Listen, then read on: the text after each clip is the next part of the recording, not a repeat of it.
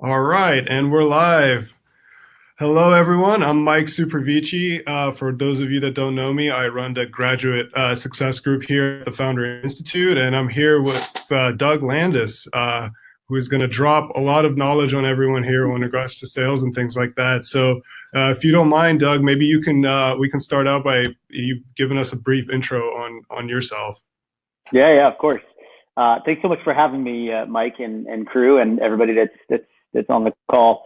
And happy almost 4th of July. I'm kind of trying to get in the spirit of things right now, as it's Friday, 9 o'clock, and it's supposed to get up to like 90 degrees today. So why not? So a little background: I am a growth partner at Emergence Capital. We're an early stage Series A, Series B venture capital firm that focuses on investing in enterprise B2B SaaS companies. I've been with the firm about a year and a half, and I'll talk a little bit about my role in just a second. But previous to joining Emergence Capital, I was, and I think I still am at heart, an operator. Right? I have been thinking, living, breathing, assessing, analyzing, talking about the world of sales and go-to-market my entire life. I spent in the early days, I started off carrying a bag at Oracle where we had to be in the office at 5:30 in the morning. You SDRs, you think you have it hard. Damn, we had to wear a suit at 5:30 in the morning down in Redwood Shores. And if we didn't make 100 calls a day, we were on the list, like a printed out list. If you were below the line, man, you were in trouble. It was crazy. It was totally crazy. And then I was fortunate enough to go work at Google, running sales training and development, sales productivity. And then I went to Salesforce for 5 years and built the whole sales productivity program. And then after that, spent another 5 years at Box. So yeah, that's a little bit about my background. Great. And maybe we can talk a little bit about Emergence Capital as well, and kind of what your role is there now. Yeah, sure. So it's kind of interesting because as an operator, it's not often you think, well, like, oh, I'm going to jump ship and go on the other side of the table, unless you're thinking like, hey, I want to invest. But for me specifically, I was helping out so many different startups already in my role, both at Box and Salesforce. When the opportunity came to work with Emergence has only been focused on enterprise B2B SaaS since the beginning. So for the last 15, 16 years, early investors in Salesforce, SuccessFactors, ServiceMax, Viva, Box, Yammer, right? So we've done pretty well, partially because we're hyper focused, and that focus and the enterprise SaaS community was kind of a good little marriage for me to join. And my role is interesting in that I help to source deals and do due diligence on deals, but more specifically, once we invest in a company, then I step in and help them figure out how they're going to scale and grow from $1 million to 10 to 50 to 100. And what's really interesting is, and it's the reality is when you're in an organization, you're neck deep in it, you don't realize that you're actually what you're seeing over and over and over again are a bunch of patterns. And so when you get onto the venture side, we're basically, one of the things I've learned is we're in the business of pattern recognition. And for all of the early startups, whether you're a seed funded startup and trying to get to an A or an A trying to get to a B, you're going to run into the same shit. You guys are going to face the same problems, regardless if you have a ton of traction. And if, the only difference I would say is if it's a seasoned leadership team, if the team has kind of like built a startup before and had a really nice exit, then they're more apt to be aware of some of the gotchas that they're going to face, but they're still not impervious to, some of the little things because, we put our blinders on, right? And it's hard for us to kind of see the forest through the trees. Sure. And then, eventually we'll transition more into like some of the strategy things in regards to sales and stuff like that. But I'd love to kind of, talk a little bit about that. So Emergence, you guys do mostly Series A, B, and so on, mostly growth. A lot of like mostly A and Bs. We'll do some Cs if it makes sense, but we like to get in early. And we also, part of our thesis is, and I didn't mean to cut you off there, Mike. Part of our thesis is we want to be the most important partner to the most important companies. We fundamentally believe we're in the people business. When you're investing early on in companies, the technology certainly is going to speak for itself, but at the end of the day, we're investing in the people because we believe that, you as a founder can bring together the right leadership team that has the right level of expertise to go execute on the playbook. And then you're going to be able to hire and stay focused. And, and then the tech itself is going to kind of speak for itself. It sounds a little flippant, but it's not really, because look, at the end of the day, when you're raising capital, it's a long game, right? It's an 8 to 10 year tranche, if not longer. And so you better like who you're partnering with. Yeah, agree 100%. There's in the market right now, there's a little bit of confusion about kind of what like about the stages, because seed has become almost like a phase, and raising seed before they get to Series A. So from your perspective, like at least from a very hyper focused SaaS investor, kind of what are some of the, I guess, like some of the metrics, or how do you look at the Series A? And also, you talked a little bit about patterns a little bit earlier. Maybe you can elaborate on that a little bit if possible. Yeah, sure. So there are a couple things to consider. At least some things that we consider when it comes to investing in companies. First and foremost, when we get involved, the company usually has about $1 million, anywhere from $1 million to $2 million in ARR. Right? Anything earlier than that, it's hard to tell if there's real product market fit. And so it's a lot harder to evaluate whether or not that's going to be a good fit for us. We are, our firm is small. We only have about $1.5 billion. We just announced our Fund 5. So we've got to have $1.5 billion in investments, but we only do about 6 to 8 investments a year. And so in that, we're super selective in terms of what we choose. If it's too early, it's harder for us to determine whether or not there really is that they're ready to accelerate that growth, which is kind of where we feel like that's our sweet spot. We can help you just step on the gas, right? We're not the guys that are going to go dig into your product and determine whether or not the code is, it's really clean, or if you have any tech debt you're going to have to worry about in a couple of years. So when I said earlier, like we're in the people business, the first thing that we're thinking about is like, okay, who is the founder, CEO? What is the leadership team? What's their background? It's not terrible if this is their first time. It's just something that we also have to take into consideration. It's like, are they going to be able to go and scale? And oh, by the way, when someone comes to them with a offer for a $250 million exit, are they going to take it? Because we're in the business of building billion-dollar software companies, which is, again, a long journey. And so when you think about that long journey, we're thinking about the leadership team and what hurdles are they likely going to face, as they grow. When they get to be 10, 20 million, is this really going to be the team that we think that can take it from 20 to 50 million or 100 million? So that's one of the things we look at. The other thing that we look at too is this, everybody's going to say this, but market size. Like, are you going after a market that's really big enough? And, don't come to us with like, oh, we're going after a $30 trillion market, because it's like everybody in the world. That's not real, right? It's like everybody wants to put the biggest number possible. But I think one of the things that I've noticed, it's the most realistic discussion is the ones that really carry a ton of weight, right? So yeah, you have a $3 trillion market, but what's really serviceable is maybe, 50 billion. Okay, that's good enough. That's big enough. And then what you can really go after, at least over the next 2 or 3 years, is maybe like 2 or 3 billion. Okay, that's fine.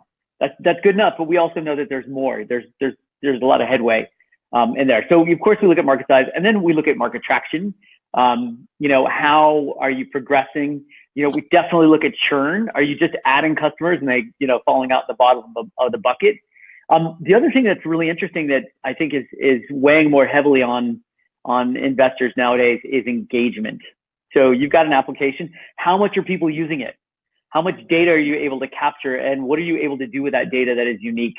Because the more and more you think about the application of AI and ML, and everyone's talking about it today, that's like the hot buzzword. At the end of the day, that's only valuable if you have a very large and very unique data set. And so we're always thinking about, well, okay, this product is really interesting now, but what's possible in the future, right? We're not going to push you to go there, but we want to know that there's more, there's a bigger pie, right? We'll take a little taste of this piece right here, but is there more for us to chew on, a little later? Yeah, well, without engagement, right? It's essentially a leaky bucket, right? The product's a leaky bucket, and then your cost of customer acquisition is just so high that it's just almost impossible to scale, right? So it's critical to get to, by the time they get to you, to have really strong retention in the product, really good churn, like you said. That makes perfect sense so you can scale. There's also something else too, which is a bit of a gotcha, which is hard to really validate, but at the end of the day, it's defensibility. right? So, oh, we're first to market. All right, well, great. Guess what? The question is one is Microsoft, Google, LinkedIn, Salesforce. When are they going to do it? It's not a matter of if, it's more a matter of when. Mhm. And is what you're building unique enough? Is it defendable enough for at least a year or two? Because we know eventually your competitors are going to catch up, but is there some element of defensibility in what you're building? It's really, really important to nail that. And it's more than just putting up your competitor slide. It's more than just saying, oh, look at how much more traction we have than everybody else. It's like, no, but what makes you different? What makes you unique? You don't have to explain your secret sauce, but you have to explain how you think you're going to continue to be able to stay ahead of everybody else. It's interesting. So, like as I mentioned before, this is an interactive discussion. So in the chat room, people are already starting to ask questions. So, everyone here, please ask questions. We want to make this as interactive as we can. And before we get into more of the tactical stuff around sales, Alex asked this question: what indicators do you use to confirm if the company has basically kind of figured out kind of what their sales process or their sales cycle looks like, and how do you look at friction and things like that? So what's interesting is when you're and again, remember, I've only been doing this for a year and a half, so I'm not like 20 some odd year venture investor. But one of the things that I've noticed is when people put up their slides, they're like, okay, cool, we're at about 1.2 million in ARR, and we think we're going to get to 6 next year. It's like, okay, how exactly is that going to happen? At the end of the day, no matter what everybody presents, it's kind of like your resume. You got to do some digging into it and do some back channeling. You have to. So for us, we spend a ton of time talking to customers, right? And so we're not at the Series A, we're not so much concerned as if you have your sales process nailed or if your pricing and packaging is nailed, because the reality is you're still testing. We're still in that A/B testing stage. We want to know, do you have customers, and are they willing to actually stay on as customers and repeat as customers and renew as customers? And is there a willingness to pay for your product, right? And you may be charging too little right now. That's okay. We can increase the price when it makes sense. But more specifically, it's a little less about, do you have the machine well oiled when you get to us at Series A? And then once we get engaged, then it's like, okay, cool. Now let's figure out how to build that foundation so that you can scale. Makes sense. So speaking of scale, speaking of stepping on the gas, you have just looking through your background, you've kind of built a reputation around driving revenue culture, so to speak, in teams, at least in your previous experience. Could you maybe elaborate on what you mean by driving revenue culture, and then maybe we can go into customer success versus sales and all this? Yeah, totally. I love that you brought that up, by the way. In fact, I'm writing a book on this right now. The idea is this: like, I think one of the things that I've noticed, because I've been very fortunate, both, you could argue Oracle, Google, Salesforce, Box, they've all gone through this crazy hyper growth. And one of the things that I've noticed is every company that goes through that growth at different tranches, you start to get siloed. And unfortunately, it even happens in startups even earlier. Like, you've got sales over here, marketing here, and customer success over here. The reality is the incentive for each group is very different. And in today's day and age, in the world of SaaS, we have to earn our customers' business every single month, right? Because otherwise they can turn it off. Buying software today and turning off software today is very, very easy. Changing behavior, of course, is rather difficult. Getting people to really, truly adopt your technology and your solution. And so it's part of this revenue culture idea is a mind shift. It's recognizing that marketing, sales, and customer success and product and engineering should fundamentally be hyper-focused on your customers. And if you think that, my job is actually to help to drive revenue, not to do sales, not to close deals, but to drive revenue, then it forces you to think about the long game. Like, if I want you to be a customer of ours for the next 5 years, what do we need to do? What level of engagement do we need to have? What do we need to deliver? How do we need to support you? What does the product need to actually do for your customers? The moment we start all thinking about not just you as a customer, but your customers and how we can reshape your interaction with them, then we're thinking about the long game. And now we're thinking about long-term revenue, right? We're not thinking about a singular sale and a renewal and an upsell and an expansion. We're thinking about how do we make you wildly successful in front of your customers? And that means rethinking how we communicate across the organization, right? So the idea, something like 70% of all engineers have never been out and seen a customer. That's crazy. If you're building a product, how are you not talking to your customers about what exactly they need and why, right? That just doesn't make any sense. So it truly is a cycle. It's not just a singular motion that everybody does. And so in order to actually create a revenue culture, you actually have to change the incentive program for everybody in the company. Yeah. Can you maybe give an example, maybe, of where you've seen it in a startup, or maybe perhaps within your career, of how you kind of shifted this entire conversation, how everybody communicates within the company and so on, because it's really important for people to kind of start thinking through, especially. Yeah. So it's interesting. So I think I really noticed this when I was at Box. And in fact, Box has done something different with their customer success managers, which is pretty unique. And that, far too often customer success folks think that like, well, I don't want to be in sales, but I love working with customers, right? But if you look at their behaviors and everything that they do, they pick up the phone, they do outreach, they engage, they try and get their customers to respond. That's all, prospecting, if you will. Then they run meetings. They do, maybe QBRs that are customers. They're looking for opportunities to expand, to see if they're really getting the most value out of their product. So essentially they're selling, right? They're just not calling it sales. So what's really interesting is but the customer success teams know so much about the customers, way more than the salespeople do. And of course, just light years more than what the engineers know. And so what if we take customer success and we actually marry them with sales, and we give them a joint number, right? And we say, hey, customer success, part of your responsibility is to identify new opportunities and upsell and expansion within your existing accounts. It's not just about driving adoption. It's not just about ensuring implementation and the integrations are working. It's about really looking for those extended opportunities to make them wildly successful. And if the opportunity doesn't exist in that account, then how about if we feed that information back to engineers and the product team so that we can deliver on what they need in order to continue to grow and expand with us. And then, by the way, because customer success folks aren't really trained to actually sell, then we need to incorporate the sales team to help us kind of carry that over the line, right? So if you think about it, it is a full circle, but part of that starts, and a large part of it starts actually with customer success and helping them to rethink what their actual job is and what their purpose is in engaging and working with their customers.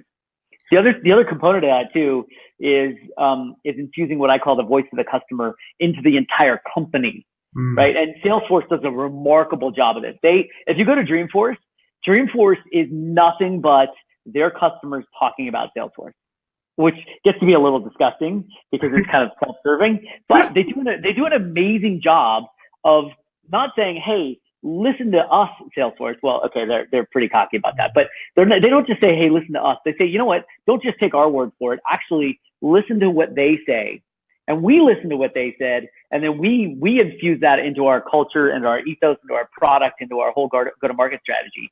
And part of it even says, so it's like if I'm reaching out to you, Mike, and I'm calling on you, I'm a salesperson. This isn't me talking as I'm an employee at Box. This is me sharing what I've learned from my customers that you might want to know. It's a different perspective. That's interesting. So, even for earlier stage companies, perhaps even companies that are just getting ready to go to Series A, building the voice of the customer into the foundation of the entire company culture, I guess, it makes a lot of sense. Can you share maybe some best practices around, some ways that you've seen this be successful?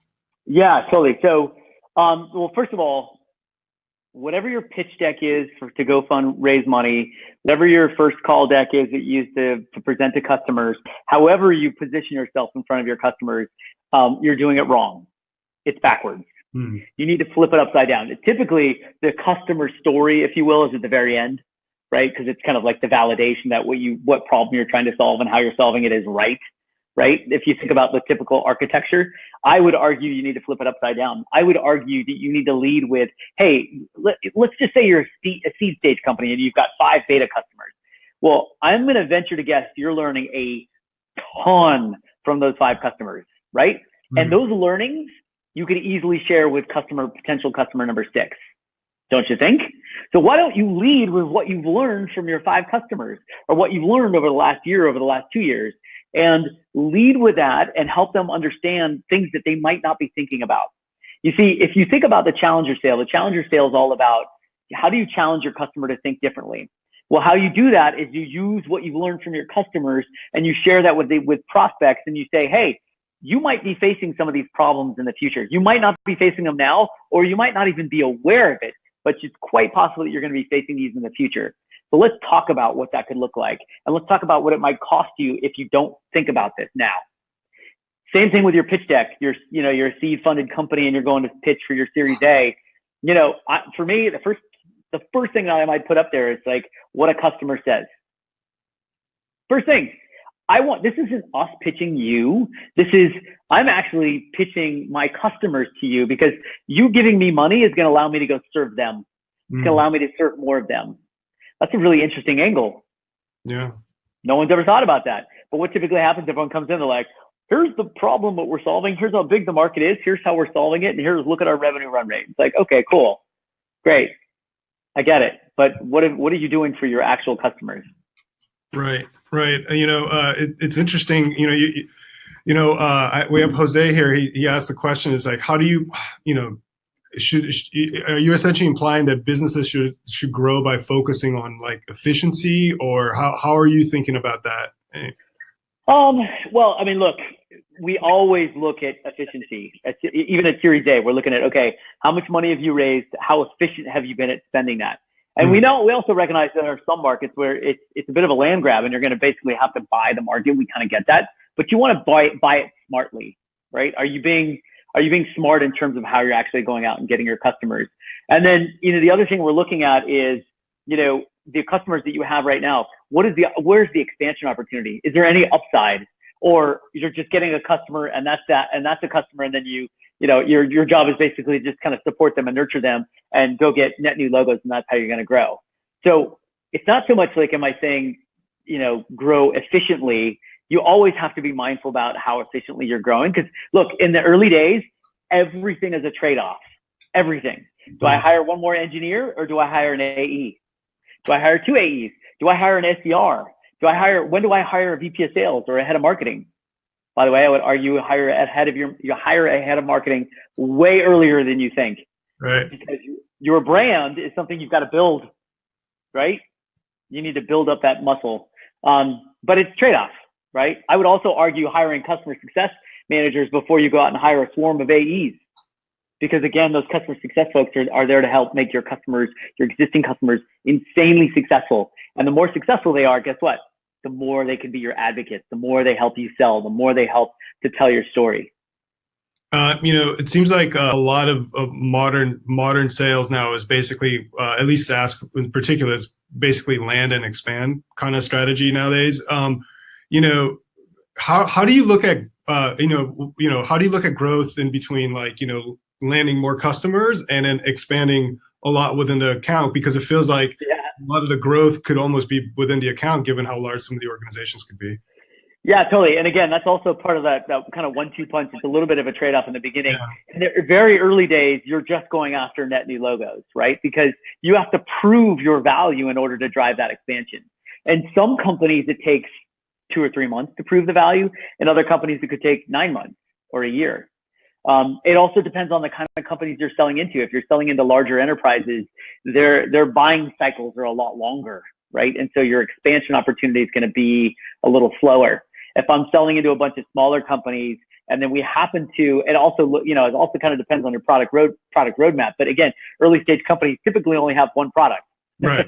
Right. And so there's not a ton of expansion opportunity other than adding more potential users, which is something that you can do early on.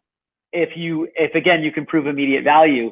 So the thing you have to evaluate is, given your existing customers today, talk to them, reach out to them, find out what it would take to actually expand your footprint in that organization. And if you find that it's actually some low hanging fruit, then go hire somebody to just focus on expansion. Hire 3 or 4 AEs to go after net new business, and then hire one person just to go after expansion. Because again, early days, you're just learning. what you may find is like, oof, expansion's actually taken a lot longer than what we thought. We're crushing on gathering net new logos. So we're going to just stay with one person over here and hire actually more AEs to go get net new logos. So it's a test. But so you have to really, really, truly understand your customers and the value that you deliver to your customers and, what's their propensity to actually expand. Yeah, and just piggybacking on that, Evelyn basically asked here in the chat room, essentially kind of, she's trying to figure out at what point, do you just focus mostly on customer service, getting that account to be really, really happy, versus kind of increasing the team and expanding like the logos, kind of like how do you think about that? Just trying to drill down a little bit, give them some. Yeah. Look, I mean, I'll give you one example. We have a company that we just funded. We haven't even announced it yet. They've been in stealth mode for 2 years. 2 years, total stealth mode. Nobody knew about them. I think they have something like 5 or 10 customers, and that's it. They didn't take on any more. They just said, you know what, we're going to take on, a certain number of customers, and then we are going to be hyper focused on making them insanely successful. And when they're successful, and then we know how to make this repeatable, then we're going to open up the kimono. We're going to go public with, the fact that we raised all this money back, 2 years ago, and then we're going to go hog wild and turn on the marketing machine, right? And so, it's interesting because in the early days, you get so caught up in like, oh my gosh, all this interest, and people are raising their hands saying, hey, I want to learn more. And you want to just go after and grab all that. But you have to be careful not to be blindsided by your existing customers. So in the early days, whoever your early customers are, your first 20 customers, just you, and especially as the founder CEO, spend an inordinate amount of time with them to understand them and their market and their customer and their customer base and their business and what you're really doing for them. And then, and set your sales leader on going to get net new logos, but don't choose one over the other. That makes sense. No, that makes sense. Evelyn here says thanks a lot. She says she loves that advice. That's great. Keep them coming, people. We're here to optimize this time, right? So keep the questions coming. I want to switch a little bit into another part that you seem to at least given like my research on what you've done, around using data and customer insights and tracking and some best practices on that. So maybe on a high level, like how do you think about using data and customer insights to essentially scale your sales organization? Yeah, so when it comes to data, I'd say there's 2 parts of data that you want to be looking at. There's your customer data and how they're using the product, and that certainly is something as a founder and CEO and your head of product, you guys are going to be like ridiculously focused on that because you want to understand, well, what are they actually using and what aren't they using? It's interesting. I'll give you an example. When I was at Box, it took us way too long to really truly understand how people were using our product. Think about that, how they were using it. And one of the things that we understood was, hey, if I was selling to you as this is your use case was you want to use Box for your sales team so you can get access to your proposals and pitch decks and what have you on your phone or your iPad, right? Just say that was my use case. What was interesting is I noticed that if you didn't actually download the mobile application within 7 days, your usage of the overall product was like 20% of what it could be. Very, very, very low. And so what we realized was like, oh, well, shit, if I'm selling to you and the use case is the sales use case, then I have got to make sure that you get your entire team to download the mobile app within the first 7 days. That's my number one goal. Otherwise, there's a very high probability that within a year or 2 years, you're going to churn because you're just not really using it. Again, kind of goes back to that change of behavior, right? So it's really, from a data perspective, it's really, really important to look at how people are using your product and how you can actually further drive engagement. I said it in the beginning, engagement is a hugely important metric nowadays for us to get a sense of what the real value of what it is that you're actually selling to your customers. So that's one level, or that's one data set to dig into. The other data set to dig into is internally, right? So it's, okay, how many people are actually responding to any one of our marketing campaigns or, any one of our tweets or any one of our LinkedIn posts or our content marketing? And then what is that conversion ratio? And look, this is kind of standard. We all know what's the conversion ratio from, some sort of marketing activity to, to a lead, and that lead to an opportunity, then an opportunity to a close. But the most important thing is just to be dead honest don't inflate your numbers. That doesn't make any sense because at the end of the day, we're going to find out anyway. Once we start taking in, we're going to find out. We're like, wait, hold on a second. Wait, your conversion rates? And I mean, I was working with one of our companies just recently, and I realized, think about this. We were only able to, from a capacity standpoint, because we had so many leads coming in, which is a very rare problem. We're very happy about this. We had so many leads coming in. We didn't have enough AEs to actually call on these leads on a second day. 10% of our leads that we got on one day, we were able to call on day 2. 10%. So just think, if you get 100 leads, that's like 90 leads on day 2. They're just disappearing. Gone, yeah. Right? So you got to ask yourself, what's happening to them? Where are they going? I mean, look, even if you can't call on them because you just don't have the capacity, just do something with them. Put them into a nurture campaign. Put them into a database where you can send them some content just to keep them alive. Yeah. Right. It feels like a lot of this conversation so far has been, if I was to summarize, a lot of it is focus, right? Like finding the kind of the right focus, Totally. And maybe, we can kind of shift a little bit into, kind of pipeline and pipeline management. You've got, in many cases, right, even for seed stage, even at Series A, sometimes like you never have enough resources to kind of get things done. You got the founders going out there, cold calling people and things like that. And so, speaking of focus, how do you think about like managing your pipeline of prospects and, just can you, give us some insights on that? Yeah. And what I'll do is I'll give you a couple examples. And by the way, I'm going to move for a second because I'm about to run out of battery power. I happen to be at my house right now. So I'm going to carry you guys all on a tour through my house in San Francisco. So I'm going to get a little dark here for a second. So let's think about pipeline. So one of the things you have to understand when it comes to managing pipe and thinking about pipe is I'm going to go back to capacity. We were just talking about this before, right? So you've got, you're a seed stage company, you're a Series A stage company. You've got 2 AEs and maybe 1 SDR if you're lucky. Maybe you've got 3 AEs and a couple SDRs.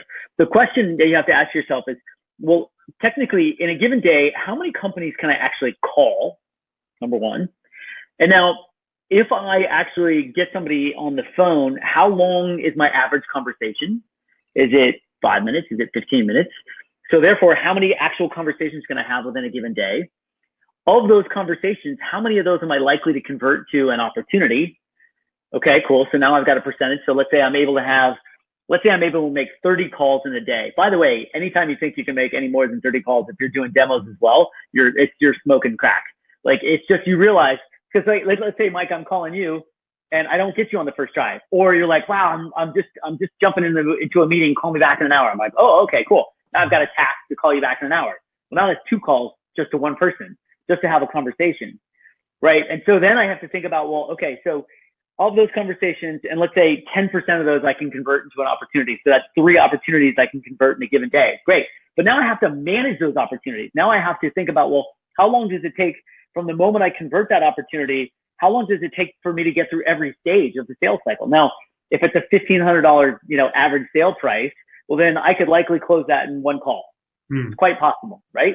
So it's like, okay, cool. So if I can close that in 1 call, and if I can create 3 opportunities in a day, but then, which is great. But then how much time do I have to spend on those 3 opportunities to get them closed, right? So your sales cycles, this is why I go back to this equation called the sales equation, which is so important for everyone to figure out today, right now, which is the number of opportunities times your average deal size times your win rate divided by your sales cycle. And that will help you to determine what your output's going to be, right? So just think about it this way. If my average deal size is $1,500 and my win rate is 10% and my sales cycle is 20 days, how many opportunities do I need, in order to hit a $100,000 number? I don't know the answer, by the way, but if you just I'm just saying, if you do the math, well, let's see, 1,500, and my win rate's 10%. So in order to get to 100,000 at a $1,500 deal size, then what do I need? I need 40 deals? No, I need more than that. That's only 60,000. So I need 60 deals. Okay, so let's say I need 60 deals, and they take 20 days, and I need to do $100,000 a month. Whew, that's crazy. Well, let's just say that I need to do $100,000 in a quarter. So I need 60 deals. And if they take 20 days on average, then guess what? By the end of the second month, those 60 deals have got to all be in play, right? So think about that, because I don't want to find myself, with 10 days left and know that I still need 2 or 3 deals, because if the deals take 20 days to close, then I'm done. I'm screwed, right? So 20 days out, so day 10 of month 3 in that quarter, you've got to have all 60 of those deals in play and ready to close. Now, of course, up until that date, you will likely have closed quite a few of them. But it's just doing the reverse math and knowing, well, then if I need 60 deals, how many opportunities do I actually need? Well, guess what? If my win rate's only 10%, then I need 600 opportunities.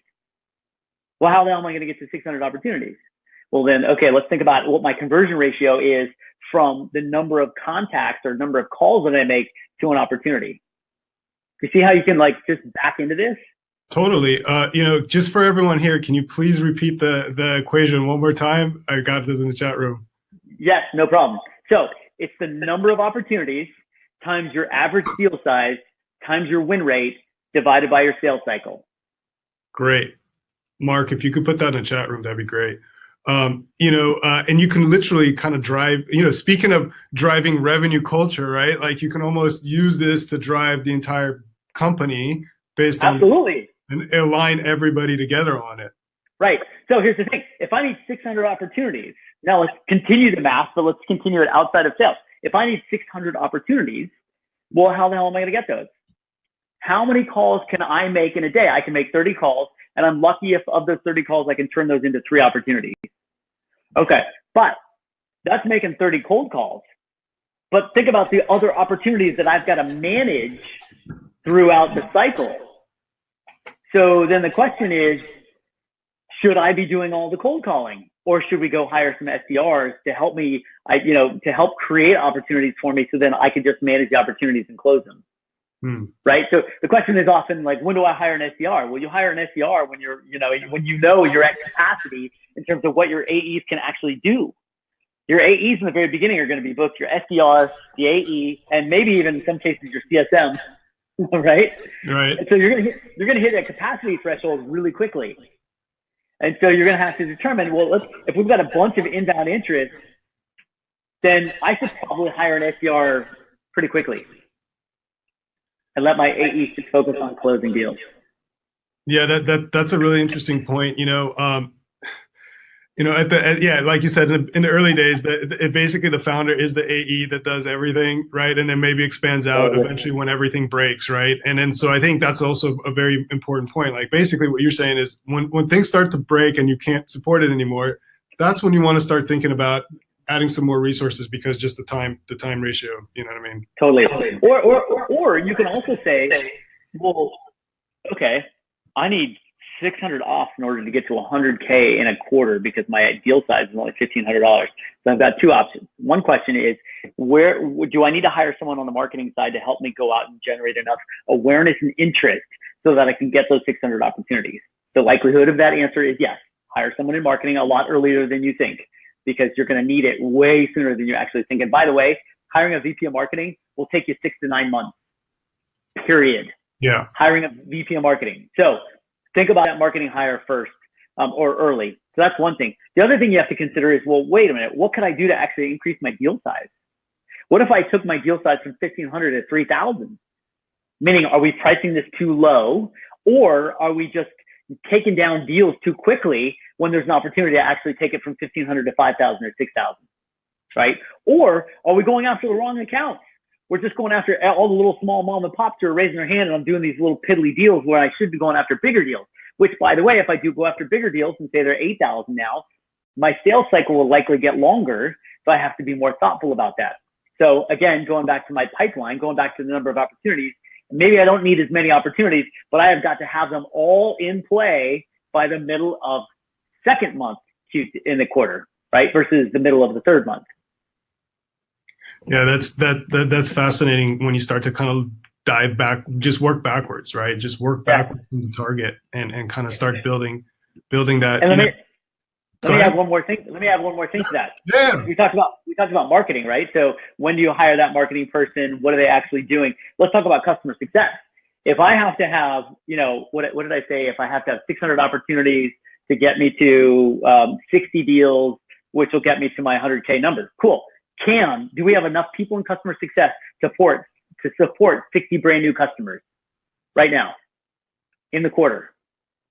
Well, oh shit. Let's think about customer success. How many customers can they handle in terms of onboarding? And what is your onboarding process like? Maybe you realize, well, shit, we should probably automate that because it's way too manual right now. And we don't have enough customer success folks.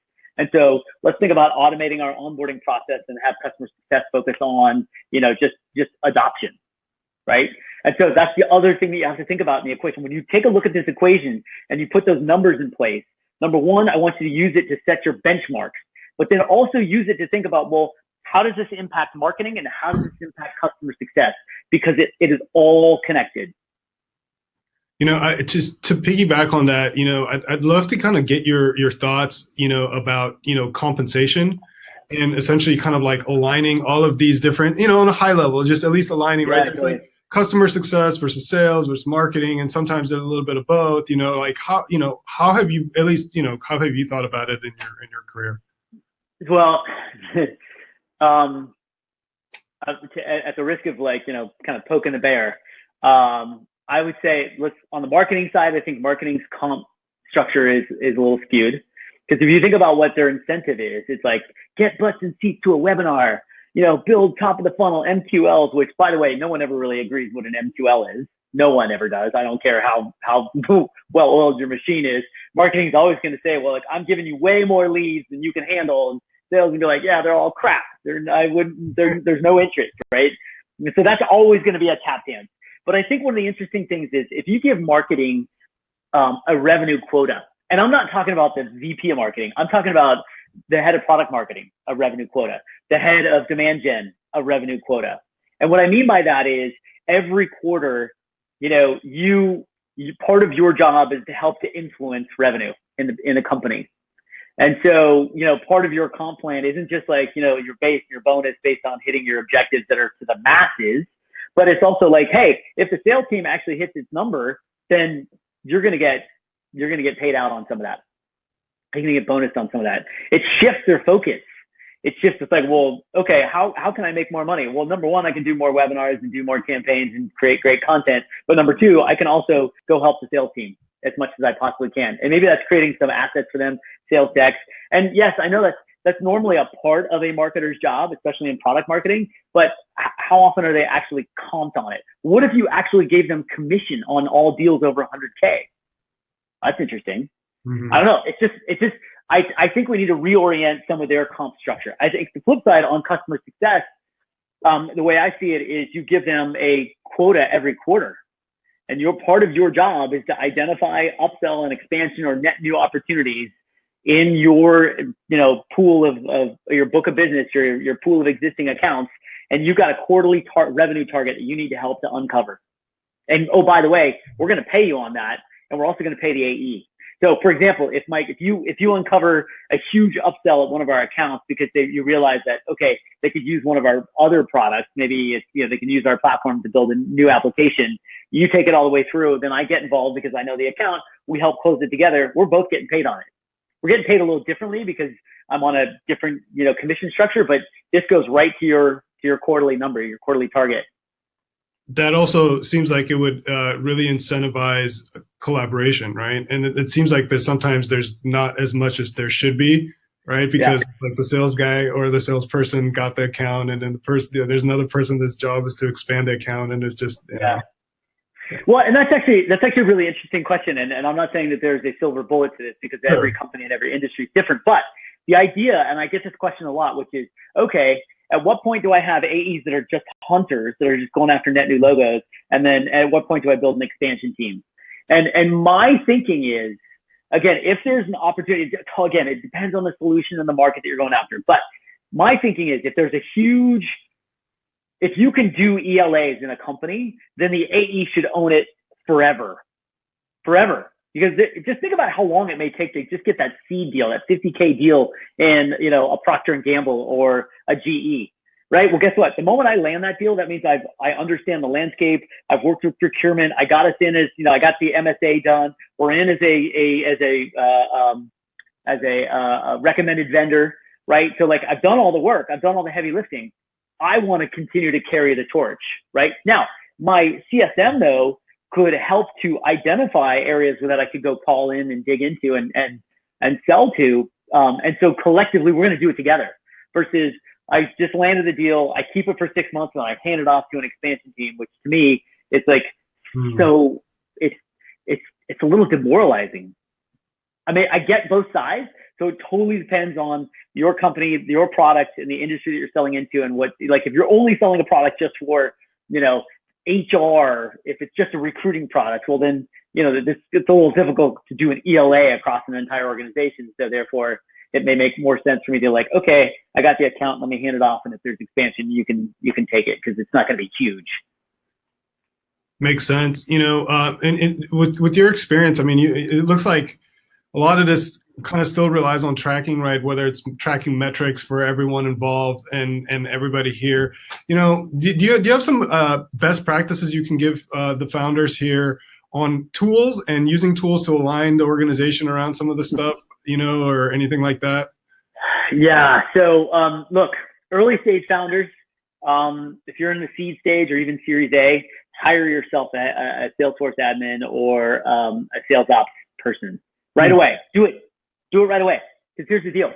You need data. You need access to the information that's getting dumped in Salesforce. If your product is integrated into Salesforce, if that's what you're using to manage your customers, you're going to need to start to run these reports of like, how is your product being used? When was the last time they got touched? When was, who's involved in it? Who's in the nurture campaigns?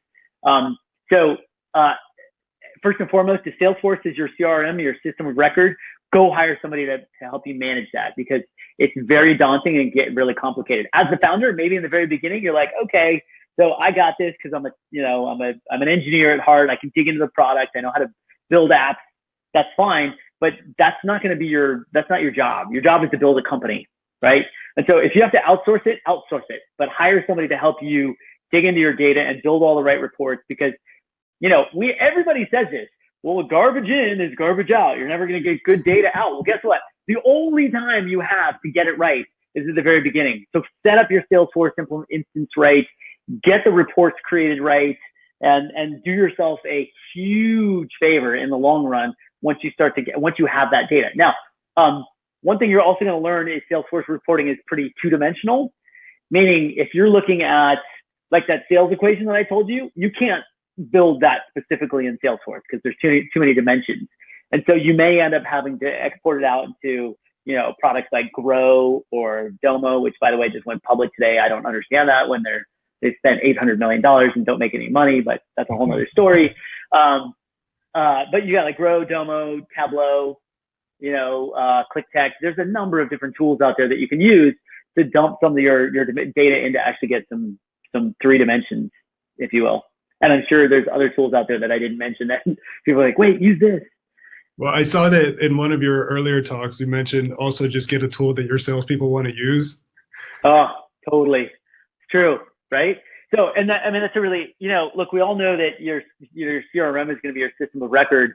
But at the end of the day, you also have to have a system of engagement, right? And it's funny because I often get the question of like, well, what is, when should I buy? I'm going to use 2 of our companies as an example first, just because, I'm a little biased. But so Chorus is an amazing, conversation intelligence platform, right? It allows you to record your calls and then get insights in real time as to what's happening on the call.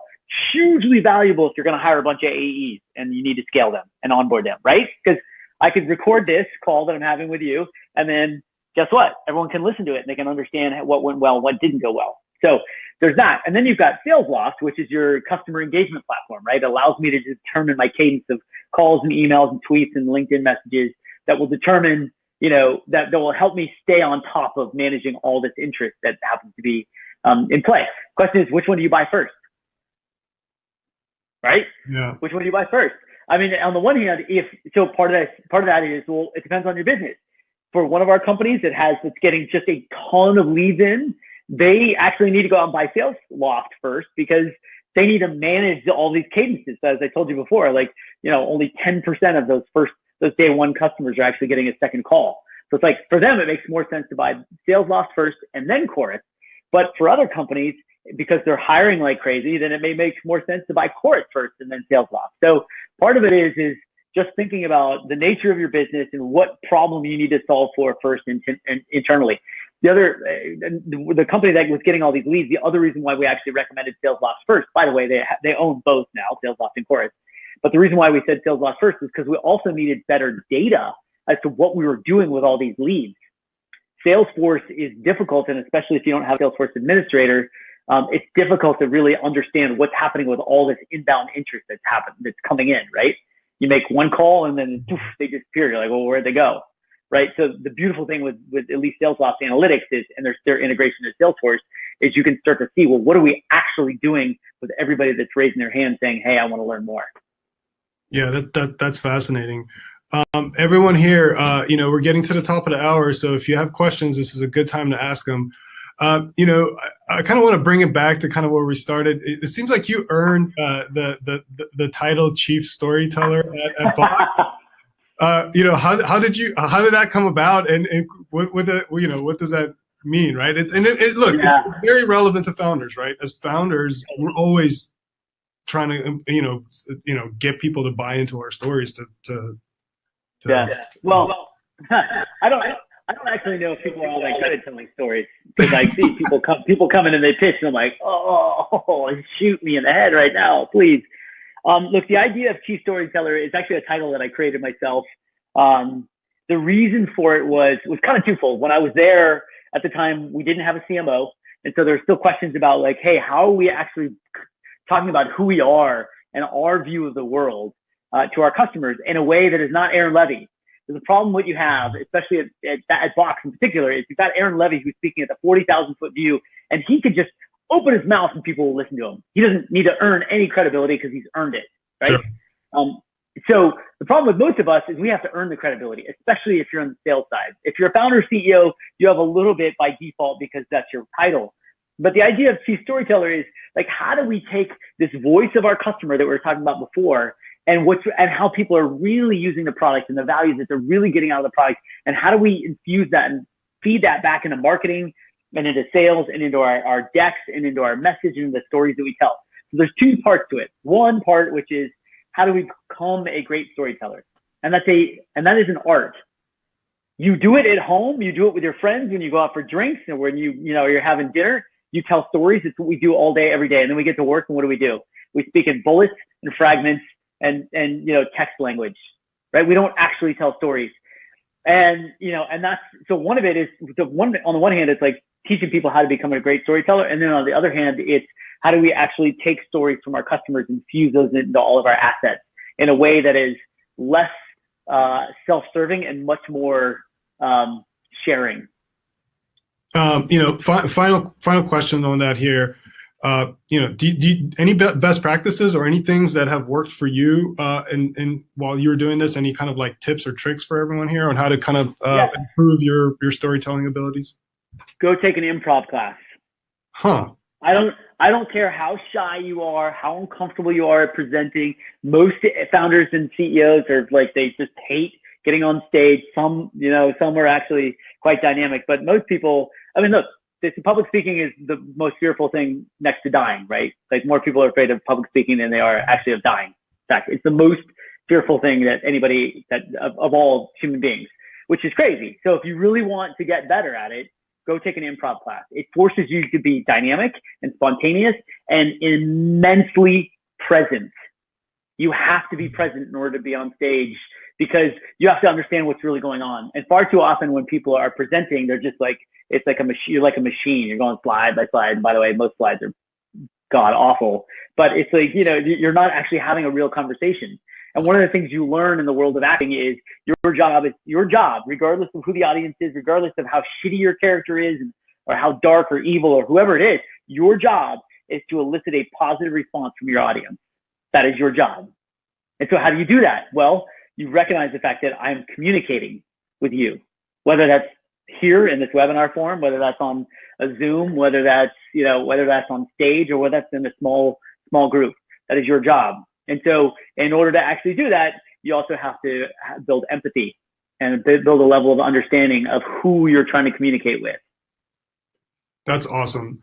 Doug, look, I honestly, I could just drill down on everything we talked about for hours and hours. I'd love to. That was amazing. I mean, that was amazing, everyone. Thank you so much, look, for taking the time out of your busy schedule to do this with us. And well, Jill even mentioned here, hey, if anyone wants some sources for improv classes in the Bay Area, I can direct you. So boom, there you go. Nice, there you go. That's awesome. Awesome. Thank you so much for taking the time to do this. That was great, Doug. You're welcome. Good luck, everybody. All right. And then, by the way, I'm just Doug at MCAP if anybody has any questions. All right, Doug and MCAST. All right, guys. Thank you so much. Bye. Bye, guys.